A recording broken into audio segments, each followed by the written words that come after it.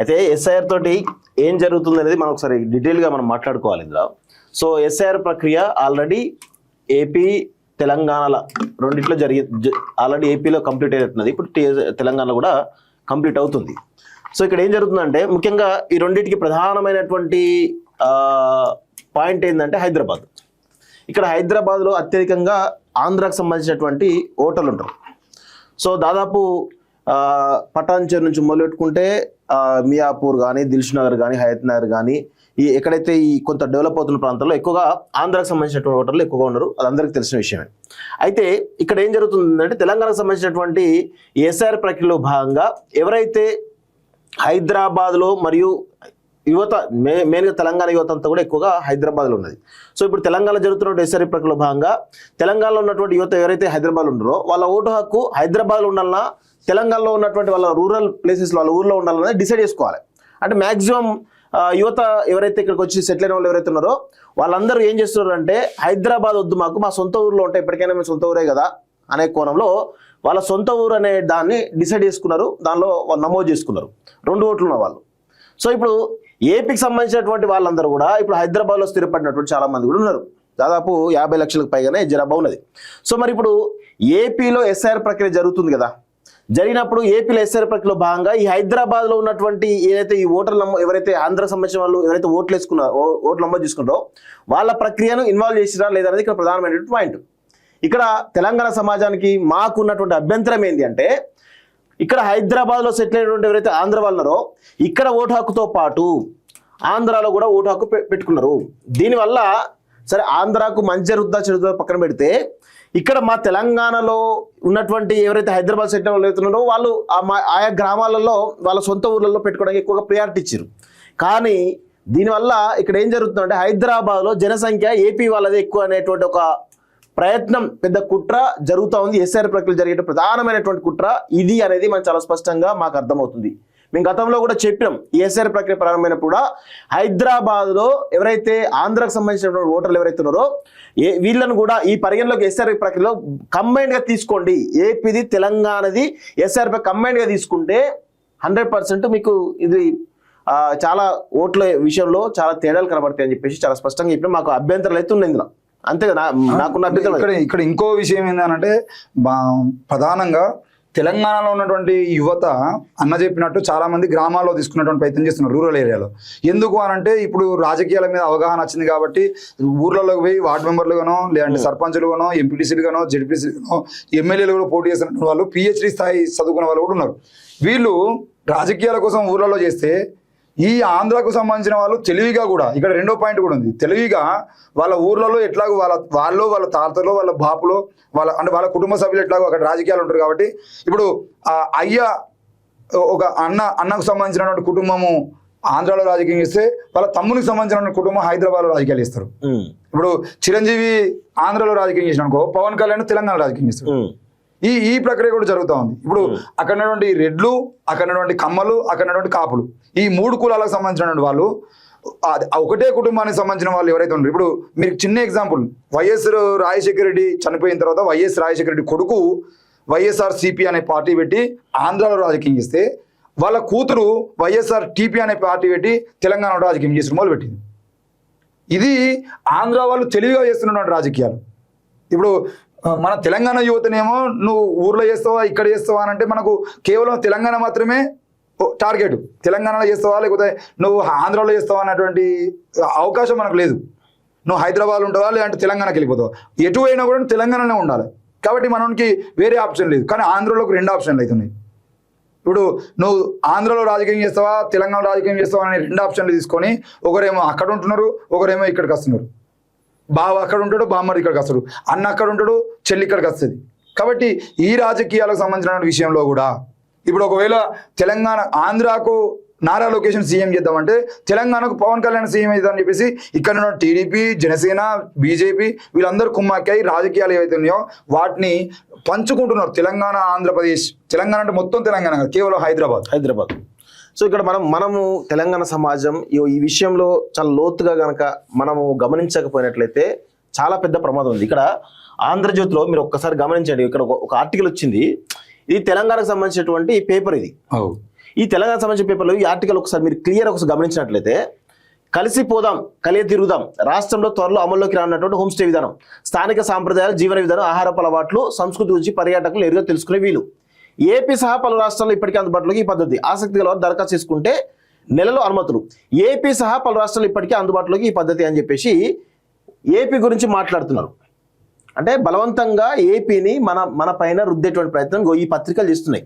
ఈ పత్రికల విషయంలో, ఈ ఛానళ్ళ విషయంలో మనం గనక తేరుకోకపోతే వీళ్ళు చాలా పద్ధతిగా, తెలివిగా, ఎవరికి తెలియకుండా మన పైన ఒక ఆంధ్ర ఆధిపత్యాన్ని ఇప్పటికి కూడా తెలంగాణపై రుద్దే ప్రయత్నం చేస్తున్నారు. దీన్ని వాస్తవంగా కేసీఆర్ ఈ యొక్క పద్ధతిని కనుక నిజంగా పక్కగా ఇలాంటి పద్ధతి కనుక ఎంకరేజ్ చేయకపోతే ఈరోజు ఈ పరిస్థితి ఆపరించేది కాదు.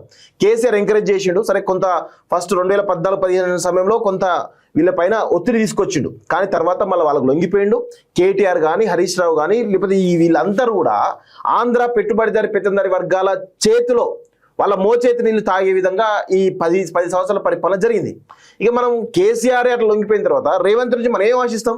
ఆయన లిటరల్గా చంద్రబాబు నాయుడు ఏజెంట్గా, చంద్రబాబు నాయుడుకు ఈరోజు సామంత రాజులాగా ఈరోజు పరిపాలిస్తున్నాడు. ఈరోజు తెలంగాణ అనేది రేవంత్ రెడ్డి యొక్క రాజు అనుకుంటాం కదా, తెలంగాణకు రాజు రేవంత్ రెడ్డి కావచ్చు, కానీ చంద్రబాబు నాయుడుకు సామంత రాజులాగా వ్యవహరిస్తున్నాడు. అనేది మనందరం కూడా గమనించాలి. రాబోయే ప్రమాదం చాలా పెద్ద ఎత్తున తెలంగాణ మీద ఉండబోతుంది. తెలంగాణ, ఆంధ్రప్రదేశ్ డివైడ్ అయిపోయిన తర్వాత పద్ధతిగా ఈ ఆంధ్ర పెట్టుబడిదారి పెత్తందారి వర్గాలు ఒక రకంగా తెలంగాణ మొత్తం కూడా నిర్వీర్యం చేసేటువంటి ప్రయత్నం చాలా పద్ధతిగా జరుగుతూ ఉంది. దీనికి కేంద్ర సపోర్ట్ ఉంటుంది కావచ్చు, అన్ని రకాల సపోర్ట్ ఉన్నాయి. దాన్ని మనం గనక మన తెలంగాణ సమాజంగా గుర్తించకపోతే రాబోయే రోజు చాలా పెద్ద ప్రమాదం ఉండే అవకాశం. ఇప్పుడు దీనికి సంబంధించి ఇప్పుడు అన్న చెప్పిన దాన్ని కూడా మీరు ఒక చిన్న ఎగ్జాంపుల్ చెప్తాం. ఇప్పుడు తెలంగాణలో ఉండి ఆంధ్ర గురించి మాట్లాడితే జర్నలిస్ట్ కేవీఆర్ అరెస్ట్ చేసి పట్టుకపోయారు. అంటే తెలంగాణకు వచ్చినప్పుడు వాళ్ళు ఇలాంటి పర్మిషన్ తీసుకోకుండా వచ్చి ఫస్ట్ టైం రగన్న, సీనన్న, పృథ్వన్న వీళ్ళు ముగ్గురు నిలబెట్టి మీకు ఎవరు పర్మిషన్ ఇచ్చారు అరెస్ట్ చేయడానికి అని చెప్పేసి, అంటే మేము ఎల్బీనగర్ పోలీస్ స్టేషన్లో చెప్పినాం అని చెప్పేసి మాట్లాడుతారు. ఇది ఎల్బీనగర్ పరిధిలోకి రాదు అని చెప్పేసి చెమటలు కాడుతాయి పోలీసులు. మరి ఏ పోలీస్ స్టేషన్ పరిధికి వస్తారని మమ్మల్ని అడుగుతారు వాళ్ళు. ఎల్బీనగర్ కానిస్టేబుల్ కోలు ఫోన్ చేసి మేము ఉన్న ప్రాంతం ఏ పోలీస్ స్టేషన్కి వస్తారంటే మీరు ఏ ప్రాంతంలో ఉన్నారు చెప్పండి అంటే ప్రాంతం పేరు కూడా ఆయన తెలియదు. పోలీసులు అడ్డంగా బుక్ అయ్యారు, వాళ్ళు వెళ్ళిపోయారు. సెకండ్ టైం వచ్చి అరెస్ట్ చేసి పట్టుకపోతే ఇక్కడ పోలీసులు సహకరించి మరి వాళ్ళ భార్యను అడ్డుకొని పంపించారు. అయితే ఆంధ్ర రాజకీయ నాయకుల గురించి మాట్లాడితే అక్కడ కేసులు నమోదు చేసి ఇక్కడ ఉన్నటువంటి వాళ్ళను రావణ్ను రాత్రి పట్టుకోతారు, కేవీఆర్ను రాత్రి పట్టుకోతారు. కానీ తెలంగాణ రాజకీయ నాయకులకు సంబంధించినటువంటి మాటలు మాట్లాడితే తెలంగాణ ముఖ్యమంత్రి రేవంత్ రెడ్డి తల నరుకుతా అన్నటువంటి వ్యక్తిని కూడా వీళ్ళు ఏం చేసింది ఉండదు. ఇక్కడ కేసీఆర్ ను విపరీతంగా తిడతాడు, ఇక్కడ కేటీఆర్ ను తిడతాడు, ఇక్కడ కవితను మొన్న ఒక ఆడబిడ్డగా కల్వకుంట్ల కవిత గారి మీద నాకేం అభిప్రాయం అనే విషయం పక్క పెడితే, ఒక ఆడబిడ్డ, తెలంగాణ ఆడబిడ్డ ఒకసారి రాజకీయాల్లోకి వచ్చి ఆమె జైలుకు పోయి వచ్చి ఆమె కష్టాలు ఆమె పడి ఒక పార్టీ పెట్టుకునేదంటే ఆమెను లిక్కర్ రాని అనిపేసి ట్రోల్ చేస్తూ ఆంధ్ర వాళ్ళు 100 వీడియోలు చేస్తే ఒక్క పోలీస్ స్టేషన్లో కూడా తెలంగాణ పోలీసులు కానీ తెలంగాణ ప్రభుత్వం కానీ కేసులు నమోదు చేయలేదు. ఎందుకు చేయలేదు అని అంటే ఇది రేవంత్ రెడ్డి ప్రభుత్వం ఆంధ్రాకు తలొగ్గి చంద్రబాబుకు తలొగ్గి నడుస్తుందని ఎగ్జాంపుల్ మనకి ఇంతకన్నా ఏముండవు. ఇక్కడ నుండి ఎవరు రగన్న మాట్లాడుతున్నా, సీనన్న మాట్లాడుతున్నా, ఇంకెవరు మాట్లాడుతున్నా మా వీడియోలు డిలీట్ చేస్తారు. కానీ ఇదే రేవంత్ రెడ్డి గురించి వాళ్ళు మాట్లాడితే మాత్రం ఏం పోదు. ఇక్కడ కేటీఆర్ గురించి, కల్వకుంట్ల కవిత గురించి, కేసీఆర్ గురించి, ఇక్కడ తీన్మార్ మల్లన్న గురించి, ఇక్కడ పృథ్వీరాజ్ గురించి, ఇక్కడ రఘు గురించి, ఇక్కడ సీను గురించి, ఇట్లా ఎవరి పేరు చెప్పుకున్నా వీళ్ళని ఎంత తిట్టినా ఎంత ట్రోల్ చేసినా, ఇక్కడ ఉన్నటువంటి జర్నలిస్టులను ఎంత ట్రోల్ చేసినా, అది విప్లవశ్రీ కానీ, అస్మా కానీ, లేకపోతే తులసి చంద్ కానీ, పిఓడబ్ల్యూ సంధ్యక్క కానీ, వీళ్ళందరి మీద విపరీతమైన ట్రోల్ చేసినా కనీసం ఇక్కడ ఉన్నటువంటి పోలీసులు వాళ్ళ మీద చర్యలు కూడా తీసుకోరు. కమిషనర్ స్థాయి వ్యక్తులను కలిసినా కూడా వాళ్ళ ఫేస్బుక్ ఐడీలు డిలీట్ కూడా కావు. ఇది విపరీతంగా జరుగుతున్నటువంటి కుల రాజకీయాలు అనే విషయాన్ని మనం అర్థం చేసుకోవాలి. బీజేపీ, జనసేన, కమ్మ రాజకీయాలు తెలంగాణ మీద చూపిస్తున్న ప్రభావంగా మీరు అర్థం చేసుకోవాలి. అంతే. ఇక 73 లక్షల ఓట్లు ఉష్కాకి, వీరిలో చనిపోయిన వారు, 2 చోట్ల ఓట్లు ఉన్నవారు, ఎన్యూమరేషన్ ఫారాలు సమర్పించిన వారు కూడా 3,38,26,448 మంది ఓటర్లలో 2,64,73,616 మంది వివరాలు డిజిటలైజ్. ఇది మొత్తం ఓటర్లలో 78% మాత్రమే. 94.31%తో భువనగిరి టాప్, హైదరాబాద్ లాస్ట్. రాజధానిలో ఏకంగా 20 లక్షల ఓట్లు ఏఎస్డి జాబితాలో 17న ముసాయిదా లిస్టులో పేరు లేకపోతే మళ్ళీ ఛాన్స్. అప్పటికీ ఫారాలు ఆధారాలు ఇవ్వకపోతే ఓటు అవుట్. రాష్ట్రంలో దాదాపు 73 లక్షల ఓట్లు గల్లంత కానున్నాయా? వీరిలో చనిపోయిన వారు, 2 చోట్ల ఓట్లు ఉన్నవారితో పాటు ఓటు హక్కు కోసం ఎన్యూమరేషన్ ఫారాలు సమర్పించిన వారు ఉన్నారా? ఎన్యూమరేషన్ ఫారాలు సమర్పించకపోతే వారి ఓట్లు జాబితా నుంచి పోనున్నాయా? ఈ ప్రశ్నలకు అవును అనే సమాధానమే వస్తుంది. ఓటర్ జాబితా ప్రత్యేక సవరణ ప్రక్రియ ఎస్ఐఆర్ ముగిసింది. ఎన్నికల ప్రధాన అధికారి సోమవారం వెల్లడించిన వివరాల ప్రకారం రాష్ట్రంలో మొత్తం 3,38,00,000 ఫారాలను పంపిణీ చేశారు. వాటి డిజిటలైజేషన్ ప్రక్రియ 78% మాత్రమే పూర్తయింది. మిగిలిన దాదాపు 73 లక్షల మంది ఓటర్లకు సంబంధించిన వివరాలను నమోదు చేయలేదు. వీరిని ASD absent are shift R death జాబితాలో చేర్చారు. నేనేమంటున్నా అంటే హైదరాబాద్ లాస్ట్ ఉన్నట. హైదరాబాద్ బరాబర్ లాస్ట్ ఉంటుంది. హైదరాబాదు ఈ దేశానికి ఒక గొప్ప పేరున్నటువంటి ప్రాంతం. ఇక్కడ బతుకుతున్నటువంటి వాళ్ళలో ఇక్కడ దాదాపు 80 లక్షల పైగా జనాలు నివసిస్తున్నారని అధికారిక లెక్కలే ఉన్నాయి. వచ్చిపోయేటువంటి వాళ్ళు కాదు. ఇక్కడే నివసిస్తున్నటువంటి వాళ్ళ సంఖ్య 80 లక్షల పైగా ఉందని ఉన్నది. మరి ఈ 80 లక్షల మందిలో బతుకు తెరుగు కోసం వచ్చినటువంటి వాళ్ళే ఎక్కువ మంది. ఇన్ని రోజుల పాటు ఇక్కడ తెలంగాణలో ఎలక్షన్ జరుగుతున్నాయేమో తెలంగాణలో ఓటేస్తారు, మళ్ళీ ఆంధ్రాలో ఎలక్షన్ జరిగితే ఆంధ్రాకి సంబంధించిన వాళ్ళందరూ ఆంధ్రాకి వెళ్ళిపోతారు. ఇది మనం చూస్తూనే ఉన్నాం. ఇప్పుడు ఈ ఎస్ఐఆర్ ప్రక్రియ ఏదైతే ఉందో ఈ ప్రక్రియ ప్రకారంగా ఆంధ్ర ఓట్లు మొత్తం తొలగించిరా లేదా? మార్వాడిల ఓట్లు తొలగించిరా లేదా? ఈరోజు తెలంగాణలో నివసిస్తున్నటువంటి వాళ్ళు తెలంగాణ మీద అధికారం చెలాయించాలనేటువంటి ప్రయత్నం చేస్తే మేము వ్యతిరేకిస్తూ ఉంటే తిడుతున్నారు. మరి ఇప్పుడు తెలంగాణ ఆంధ్రప్రదేశ్ సంబంధించినటువంటి విషయాలు బయట తీసి ఎంతమంది ఓటర్లు అక్కడ ఇక్కడ ఓట్లు కలిగి ఉన్నారు. ఇప్పుడు తెలంగాణ వరకు మాత్రమే చేసి తెలంగాణలో మాత్రమే నీకు కరీంనగర్లో ఉండి హైదరాబాద్లో ఉందా, నీకు నిజామాబాద్లో ఉండి హైదరాబాద్లో ఉందా, నీకు వరంగల్లో ఉండి హైదరాబాద్లో ఉందా అని చెప్పేసి లెక్కలు తీసుడు కాదు. నీకు ఆంధ్రప్రదేశ్లో ఉండి హైదరాబాద్లో ఉందా, నీకు కాకినాడ, అమలాపురం, విజయవాడ, కృష్ణా, గుంటూరు ఇట్లా జిల్లాలన్నింటిలో ఏ జిల్లాలో ఓటు హక్కు ఉంది, ఇక్కడ ఓటు హక్కు ఉందా, ఈ రెండు రాష్ట్రాల మధ్యలో ఓట్లను కూడా చీల్చేటువంటి ప్రయత్నం చేసేటువంటి ప్రయత్నం ఎస్ఐఆర్లో చేయాలి.